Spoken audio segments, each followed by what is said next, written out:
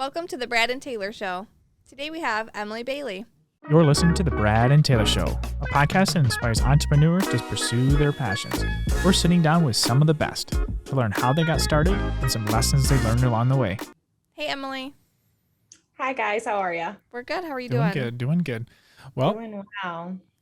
let's get this started. Tell us a little bit about you. What do you actually do?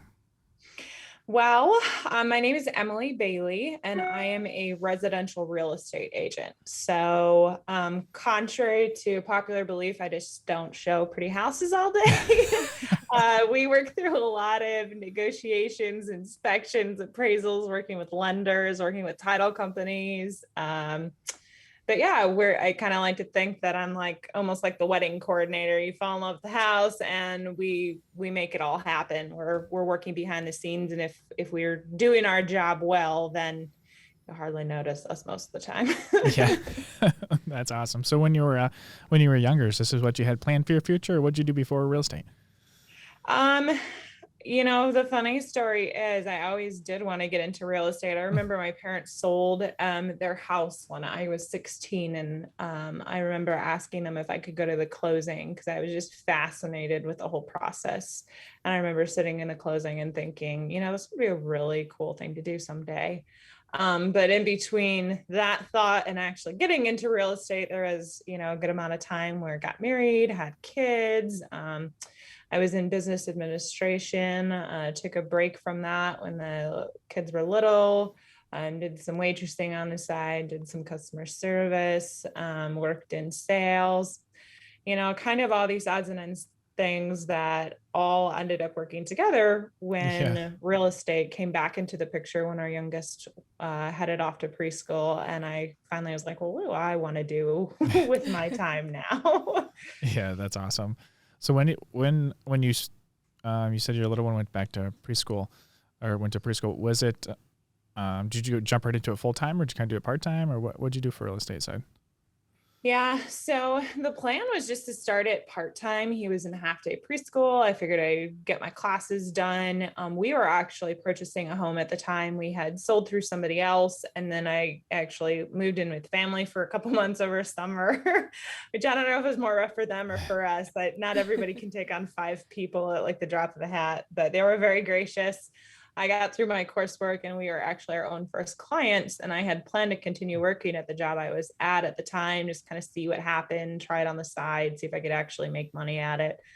And the job I had closed down. I actually lost my job in the process. And so we were kind of at this crossroads of, are we just going to jump in and put all of our eggs in this basket and just see if it works out, or, look for something else. And we decided to just kind of set a timeline, say okay, we're going to give this 2 months, see how it goes.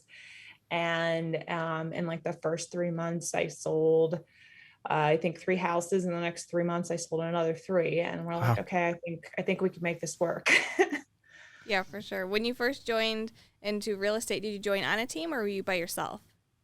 So I am on my own. Okay. I'm still technically on my own, although this summer my husband became licensed. We haven't officially formed a team yet, but we do, work some deals together. So that's been a fun new adventure to start working with the husband in real estate. So. Oh yeah, definitely. I see a lot of people who do that, have the husband and wife team. The more and more we talk to people, I'm like, oh, okay, yeah, I didn't realize you guys were married, but that's awesome. It helps, I think, with the home life too, so you guys can be home more and then split it if needed, especially with younger kids. Yeah. So my husband is still full-time teaching in the school. Mm-hmm. But the nice thing is when we're crazy in the summers in real estate, he's off work. Right. So the idea was, okay, well, if you get licensed, I don't have to be see you in 3 months while I go show houses. Yeah. We can kind of split it up, and it worked out really well. Yeah.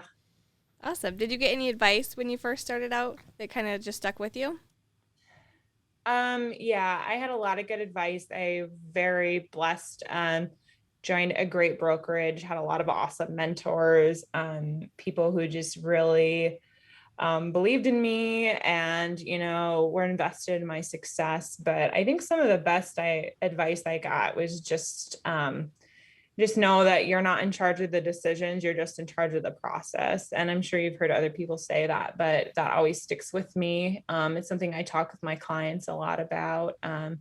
Ultimately at the end of the day, it's 100% your decision. I'll support you in whatever you decide. And I'm just here to help make that decision into, the actual accomplished goal. What do you think the worst home is that you've been to? Worst showing? Yeah, this is tricky. I've seen a lot of different things. I do live like in a city, but I know a lot of people in rural areas. I show a lot in rural areas. I went to one in a small town, and it was like an old farmhouse. It was definitely infested with rats. There were dead rats and poop everywhere, traps everywhere. And then the really interesting thing was, and I'm assuming they did it for an elderly person, but like right in the living room, they had just cut a hole in the wall and just placed a toilet like right between two walls. Oh, Like it wasn't even like a closet or anything. So it's like you could be sitting in your living room watching TV and there was just like a toilet right there. So that was. So there's like no doors closing it in, no nothing. no Oh my. no, it was just a toilet. Open concept. Yeah, open concept bathroom. Yeah, maybe not the open concept that we're going for, right. but definitely open concept. Oh boy. Yeah, I haven't heard of that one yet.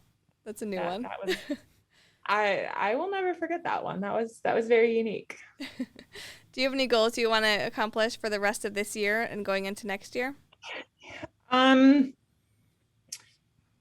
We always set like volume goals, award goals, stuff like that. Ohio, we do, our $1 million club, and I was fortunate enough to make it into the $5 million club this year, which is actually represents about $10 million in sales.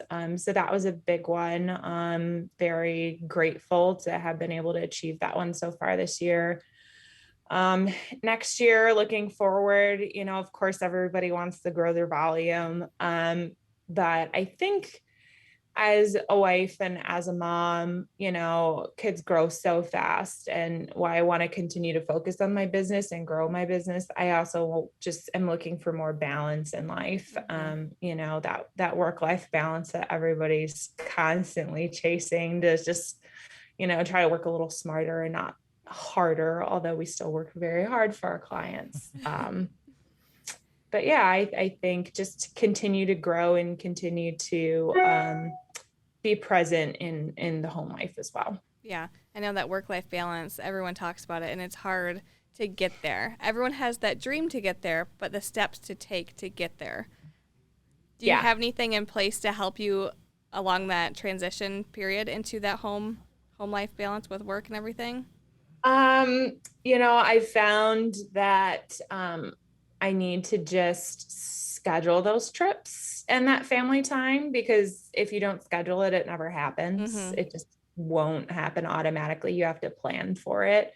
So we're trying to be better about that. And then, thankfully through the brokerage, we have a lot of good connections with agents who can help out while we're away or taking that time. And I think it's just important to make those priorities and to schedule those things. Yeah. Absolutely. And especially if you have somebody there as kind of like a backup, so you don't have to answer your phone while you're on vacation, maybe the whole time. Right. I know it's hard to put it down, but at least you have someone there. I think the idea of like never having to check your phone or emailing on vacation is a pipe dream, but be able to be like, okay, they've got this. They're in good hands. I'll follow up later. So yeah. Awesome. If you could start over today, is there anything that you would do differently? I think that I would just sweat the small stuff a lot less. Mm-hmm. I think when you're new and when you're just learning, like any little bump is just like, oh my God, it's the end of the world. And I think the longer you do it, the more you just begin to realize that, if it's meant to be, it's meant to be. Things have a way of working themselves out. And yes, we still work really hard and we make those calls and we're advocating for our people. But I think just like the mental stress that you tend to put on yourself and take home and worry and sleepless nights, I think I'd just be like, you know what, it's all going to work out how it's supposed to be. I've done everything I can do. Yeah, worry less. Yeah, that's awesome.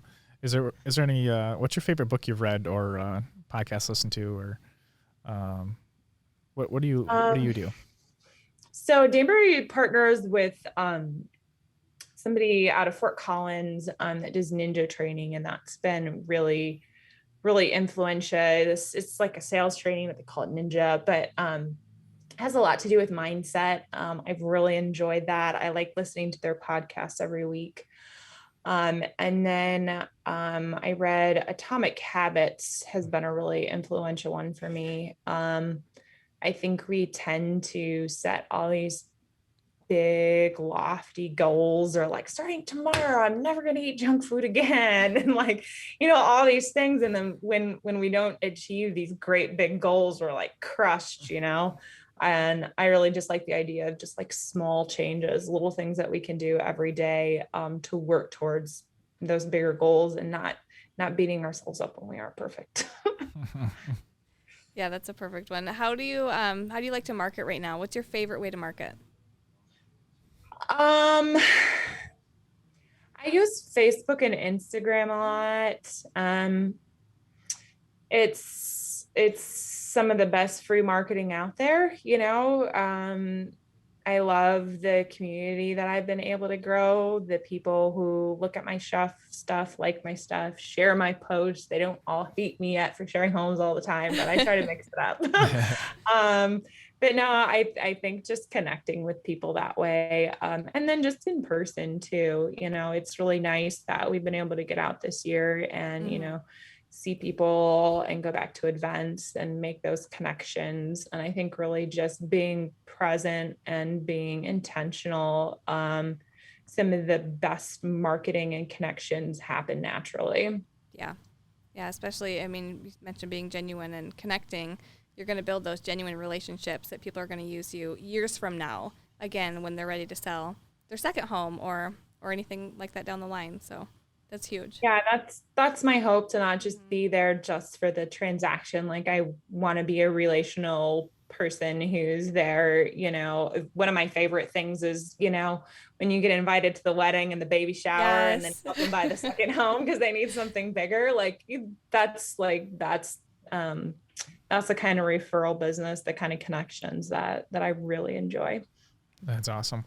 How can people get a hold of you? Email is always a great way. EmilyBailey@danberry.com. And then I also have my website, emilybailey.danberry.com. You can reach out through a contact form on there. You can shoot me an email. I do check it all the time. I'm also on Facebook and Instagram, and you can message me there as well, Emily Bailey Realtor. That's awesome. Hey, thanks for coming on and sharing your story with us today. Yeah, thanks so much for having me. Are these working? All right. There we go. Oh, there we go. I think they're working. Should we tell them? Mine keeps falling. It doesn't like my voice. What do we got to tell them? Subscribe. Subscribe? What do we got to point at? Hey, I think there's a subscription button. It might be there. It might be right there too. Somewhere. Find it. It's red. Yeah. And it's blue. It's green. I don't really know. It's a color. This mic isn't even attached. Did you plug these in? Well, I guess. I wonder if they can hear us. Yeah, I wonder if they hear us. Well, we should probably tell them if they can hear us. We should probably tell them also give us a 5-star review for listening on Apple. That'd be cool. 5 stars, guys. Share it with everybody they can think of. We won't take 4 stars. Taylor, I don't even think these are on. I don't think this is working. This is not working. Yeah.